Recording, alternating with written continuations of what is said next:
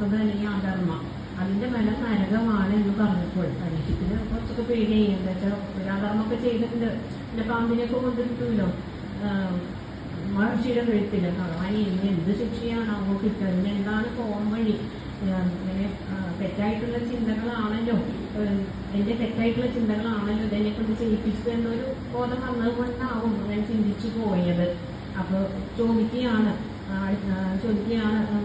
മഹർഷിയോട്, എന്താണ് ഇതിനൊരു വഴി, നരകത്തിൽ പോകാണ്ടിരിക്കാൻ എന്താണ് ഒരു വഴി എന്ന് ചോദിക്കുകയാണ്.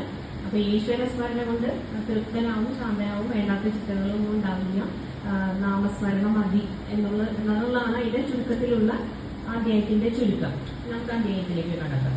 അപ്പോൾ എന്താണ് പറഞ്ഞു വരുന്നത്? വിഷയവാസന അതെല്ലാവർക്കും നമ്മുടെ ഉള്ളിൽ ഉറങ്ങി കിടക്കുന്ന ഒരു സിംഹമാണ്. അത് എപ്പോൾ ഉണർന്നു വരുന്ന അറിയില്ല.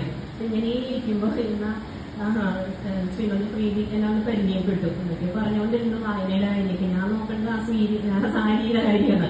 അപ്പൊ എന്റെ ഉള്ളിലുള്ള ആ മായ അല്ലെങ്കിൽ ആ വിദ്യ അധർമ്മം എല്ലാം ഒന്ന് തന്നെയാണ്. ആ വാസന, വിഷയവാസന അപ്പൊ പുറത്തു വന്നു. അപ്പൊ നല്ല സാരിയാണല്ലോ എന്നുള്ളത്. അപ്പൊ ആ വിഷയവാസന എപ്പോ പൊന്തി വരുന്ന അറിയില്ല. പക്ഷെ അത് നല്ല രീതിയിലേക്ക് തിരിച്ചു വിട്ടാൽ, നമ്മൾ ഇന്നലെ കണ്ടു ധ്രുവന്റെ കഥയിൽ കണ്ടു, അമ്മ നല്ല രീതിയിലേക്ക് തിരിച്ചു വിട്ടപ്പോൾ നല്ല രീതിയിലേക്ക് പോയി. പക്ഷേ അത് നല്ല രീതിയിൽ ജീവിച്ചിരുന്ന ഒരു ബ്രാഹ്മണൻ, അജാമിളൻ എന്നാണ് പേര്, അത് ചീത്ത രീതിയിലേക്ക്, നമ്മള് ജാതി കൊണ്ടല്ല ബ്രാഹ്മണത്വം വരേണ്ടത്, നമ്മുടെ കർമ്മം കൊണ്ടാണ്, കർമ്മവാസന കൊണ്ടാണ്, നമ്മള് കർമ്മത്തിനനുസരിച്ചാണ് നമുക്ക് കുലം നിശ്ചയിക്കേണ്ടത്. നമ്മുടെ ശൂദ്രത്വത്തിലേക്ക് പോയ ഒരു അജാമിളന്റെ കഥ.